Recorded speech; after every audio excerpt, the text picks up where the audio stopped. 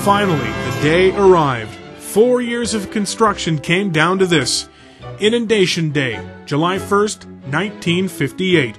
Suspense mounted as people gathered to witness the explosion that would trigger the flooding, reshape the landscape, and change life along the river forever.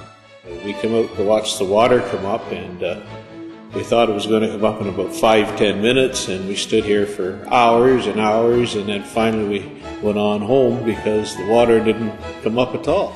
Well, Inundation Day was July 1st, 1958. I remember that, and I remember it was broadcast on the radio because there was a big explosion at 8 o'clock in the morning, I think, and they blew out the coffer dam in Cornwall, which then allowed the water to fill up in creating this Lake St. Lawrence out here.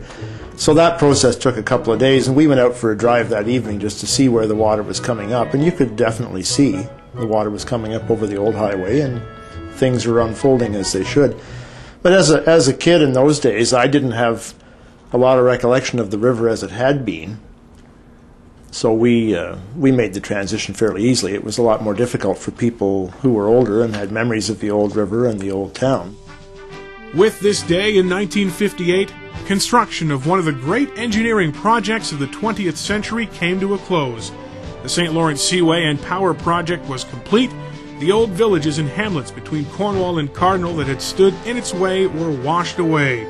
The new towns of Long Sault and Ingleside, the newly situated towns of Morrisburg and Iroquois, have only memories of what used to be.